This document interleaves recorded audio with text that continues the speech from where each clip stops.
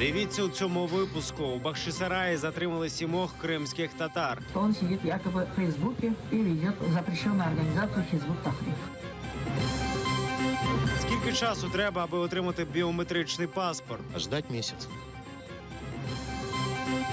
Туреччина готується до конституційного референдуму. За те, щоб наша конституція була сильніше. Добрий вечір. Час новин на АТР, 13 квітня, 1141 день анексії Криму. Студія Ескандер Мамедов. Європейські та українські політики пообіцяли, що українці вже влітку їздитимуть до Європи без віз. Єдина умова – наявність біометричного закордонного паспорту. Як швидко нині українці можуть отримати цей документ у Києві? Та де це зробити? Дізнавалася Єлізавета Цареградська. Держпідприємство «Документ», що оформлює закордонні паспорти, відмовляється оформлювати нові вже другий тиждень. Вы хотели сделать биометрический, да? Да, второй. Второй. И хотите обратиться именно сюда, а не в государственную миграцию? Не, просто мне здесь ближе, поэтому все, хотел ближе. А что вам ответили? Что пока приостановлена выдача паспортов и неизвестно, когда будет. Речник «Документу» пояснює, СБУ проводить слідчі дії. Саме через це вже тиждень сервіс не працює. Служба безпеки перевіряє оператора зв'язку, що володіє усіма конфіденційними даними громадян, а саме фотографією, підписом та відбитками пальців.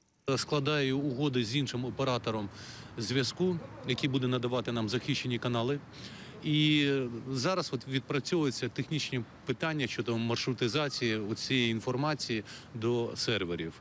Сподіваємося, що вже або наприкінці цього тижня, або на початку наступного тижня центри обслуговування громадян, паспортний сервіс запрацюють у місті Києві і далі будуть підключатися великі міста України, такі як Дніпро, Харків, Львів і таке інше. Дізнатися щось про цю перевірку СБУ Заману не вдалося. Речниця відомства не відповідає на телефонні дзвінки, повідомлення у соцмережах, офіційні запити теж ігнорує. Наразі оформленням закордонних паспортів займаються тільки підрозділи Державної міграційної служби, проте їхній онлайн-запис не працює. Біля одного зі столичних підрозділів черга вишукувалася з самого ранку. Люди, як у найкращих радянських традиціях, прийшли за талонами. Но надо очередь заранее занимать, если хотите, чтобы было вообще идеально. То есть за 2 часа получила талончики на выдачу паспортов. Ну, вернее, не на выдачу, а делать. Подошел к стойке, там стоит женщина и выдает талончики. А ждать месяц. Вот у меня все талончики на 13 травня, то есть на 13 мая. Речник Державної міграційної служби України запевняє, опівночі все працюватиме. Вона працює, просто вже зайняті всі місця. В 0 годин щодня ці місця з'являються, ви можете це перевірити. Тобто сьогодні в 0 годин з'являться місця у всіх підрозділах на 15. Тобто 15-й день стає доступним в 0 годин. Нині ж українці, аби подати документи на отримання біометричного закордонного паспорту з талоном на руках, мають чекати щонайменше місяць. Потім ще 2 тижні документ виготовлятиметься. У підприємстві «Документ», що наразі не працює, це було швидше. Паспорт тут виготовляли від тижня до 20 днів. Єлизавета Цареградська, Ельдар Тарахташ, Ельдар Ісматов, Заман, АТР.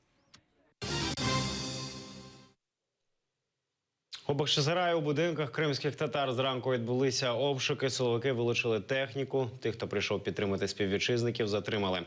Детальніше дізнавайтеся з сюжету. А що тут відбувається, хто скаже? Бахчисарай. Ранок. Будинок родин Муждаба і Мустафаєвих оточені ОМОНом. На подвір'ї припарковані автозаки. Околиці оточені. Близько нікого не підпускають. Свій ранній візит силовики не пояснюють. Пожалуйста, можна ще 10 метрів назад? Родина Муждаба живе у 6-му мікрорайоні Бахчисарая. Після обшуку Мідата Муждаба затримали. Його мати розповіла, як озброєні силовики увірвалися в дім. У всіх у нас телефони забрали, комп'ютер почали перевіряти. Спрашиваю, на основании чего вы пришли. Говорит, мы постановление прочитали. У мужа спрашиваю, он говорит, мы ничего плохого не делали у нас. Після обшуку в іншому будинку затримали 24-річного Сейдамета Мустафаєва. Його батьки сьогодні прокинулися від гуркоту. Я попросил их снять обувь или одеть бахилы. Но они сказали, у нас нет такого в законе. Изъяли у нас ноутбук, телефоны, Но предъявили обвинение, что он сидит якобы в Фейсбуке, у него своя страница, и ведет запрещенную организацию Хизбут Тахрир. Кримські татари, які прийшли підтримати співвітчизників, розповіли, що чули постріли. Фото гільз на своїй сторінці Фейсбук опублікував сервер Мустафаєв. Згодом активістів силу затягли у автозаки і повезли до відділку. Сімом Бахчисарайський райсуд обирає запобіжний захід. Мустафі Абдураманову та Азізу Азізову присудили по 7 діб арешту. Ремзі Зудієву – 3 доби, Ескендеру Меметову – 2, Шевкету Абдураманову виписали штраф на 10 тисяч рублів. Інші чекають на рішення окупаційного суду.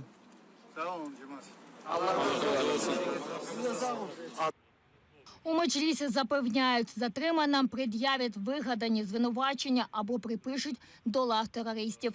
Голова Меджлісу каже, репресії проти кримських татар не припиняться до деокупації півострова. Москва и путиновский режим пытаются обмануть Запад тем, что, мол, мы боремся с исламскими экстремистами. На самом деле оккупационная власть вытесняет крымских татар из своей земли.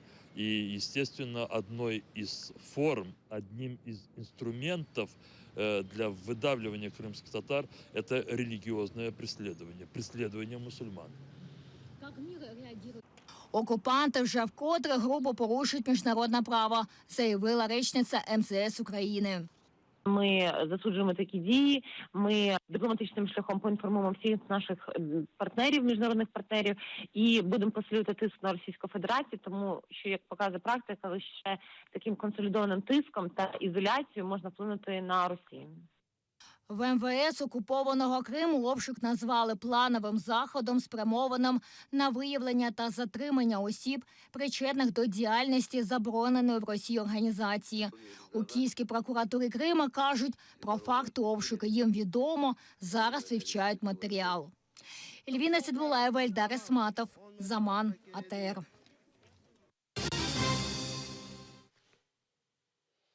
Спроба номер 2. Наша знімальна група знову намагалася дізнатися, чим займаються 14 херсонських співробітників представництва президента України в Криму на чолі з постійним представником Наталією Попович. Вчора ця спроба закінчилася нічим. Журналістів не пустили у будівлю, куди мають допускати усіх кримчан. А виходячи з будівлі, співробітники тікали від камери. Як минув сьогоднішній день у нашому репортажі. 9 ранку, початок робочого дня. В будівлю представництва ніхто не заходить, але вікна в кабінетах відкриті і там горить світло. Співробітники на робочих місцях. Схожа ситуація ввечері. У 6-й кінець робочого дня, а з центральних дверей майже ніхто не виходить. А якщо виходять, то спілкуватися не хочуть. Просто ви в представительстві президента працюєте? Чому ви не включаєте нашу роботу, нас ігноруєте? Здравствуйте, еще раз. Можете рассказать, как прошел ваш рабочий день сегодня? Отлично. А чим займались? Працював, виконував свої посадові повноваження. А конкретно можна? Вибачаюсь, в мене робочий час закінчився.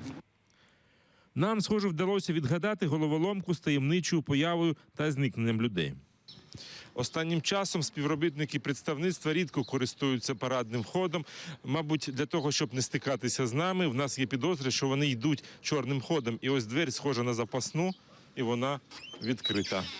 Усередині решітка на замку і опущені ролети, але маючи ключ, відкрити їх нескладно. Після вчорашніх неодноразових спроб потрапити в представництво, ми вирішили дізнатися, чи погодили наш запит. Алло, здравствуйте. Это снова телекомпания АТР. Уже прошли сутки после нашего обращения. Мы бы хотели узнать, какой результат. Сможем ли мы попасть внутрь? Подождите, пожалуйста. Как долго ждать?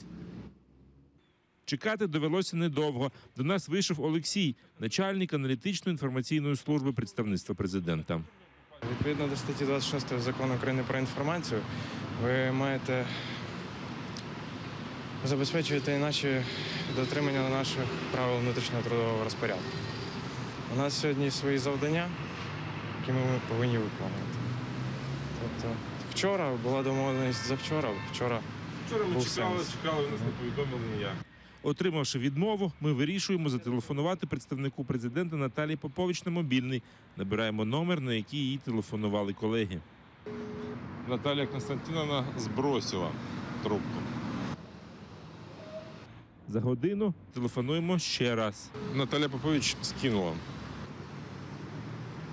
Від представника президента України в Криму надійшла ще одна смс. Передзвоню пізніше. Поки чекаємо відповідь, дізнаємось, чим займаються деякі співробітники. Виявляється, вони збирають інформацію про нас. Повністю за вашими реквізитами було це водій. За вашими реквізитами була півроку здійснювалася в Казані на території Татарстану підприємницька діяльність розповсюдження автозапчастин. По моїм реквізитам? По вашим. Ну дивіться, ви Сімферополь, дроб 2, правильно це? Правильно. Це можна знайти в інтернеті, в відкритих джерелах. Ну, вони є закриті, а можна їх обходити, відкривати їх. Ну, яким це чином робити, це вже, як то кажуть, справа кожного. І правда, в єдиному державному реєстрі індивідуальних підприємців Російської Федерації є дані про Спірідонова Романа Анатолійовича з Набережних Челнів Республіки Татарстан. Правда, тут є ще й Роман Анатолійович з Барнаула, тобто ще є над чим попрацювати співробітникові представництва президента. Але він, схоже, всю роботу вирішив перекласти на компетентні органи. В Фейсбуке зарегистрируйся, классное права журналистское расследование сделал. Какие сотрудники на АТР-телеканале работают. Хорошо. Обращусь непосредственно Вы можете... в безопасности и прокуратуру, чтобы они проверили гражданина России, куда вы ним стали. Ми ж, не дочекавшись відповіді від Наталії Попович, телефонуємо їй в приймальню.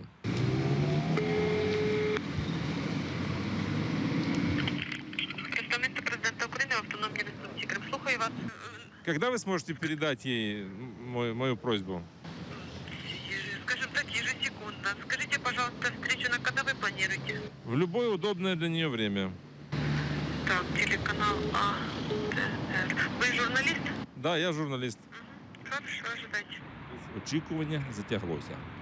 Минули 3 години очікування. В представництві за декілька хвилин обідня перерва, а відповіді досі нема. Незважаючи на те, що ми залишили контактний номер телефону керівнику аналітичної служби і секретарю в приймальні, впродовж дня з нами ніхто не зв'язався. Роман Спірідонов, Асан Амінов, Заман, АТР, Херсон.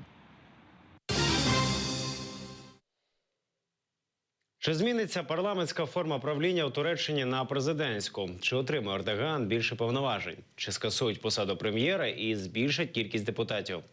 Відповіді на ці питання дасть результат конституційного референдуму, запланованого на цю неділю. Чим живе Стамбул напередодні політичних змін, дізнавалася Міня Халіл.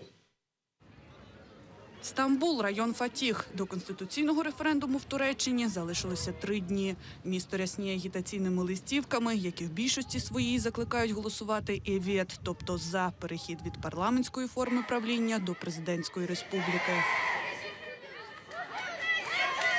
Деякі громадяни Туреччини вже точно знають, як голосуватимуть 16 квітня. Ті, хто поставить галочку в графі «за», вважають, що перехід до президентського правління зробить Туреччину сильнішою. Так, за те, аби наша конституція була сильнішою. Досі з Туреччиною нічого поганого не стало. Дай Бог, і далі нічого не трапиться. Тому ми говоримо «так». Звичайно ж так, тому що наш президент вважає, що це правильне рішення. Тому і ми говоримо «так». Так, заради Реджеп Таїпа Ердогана. У Стамбулі також багато прихильників нині існуючої парламентської системи правління. На їхню думку, якщо Ердоган стане главою виконавчої влади і водночас главою держави, то в Туреччині розпочнеться епоха диктатури. Ні, навіщо віддавати правління нашою країною одній людині? Є парламент. Парламент представляє весь народ. А як збирається лише одна людина представляти інтереси всієї Туреччини? Звичайно ж ні. 1000 разів ні. Ні одній людині. Чому ні? Бо він один, а це диктатура. Ні, тому що я не бачу нічого надприродного з того, що пропонує нам наш прем'єр-міністр, і тому не схвалюю нічого з того, що він пропонує.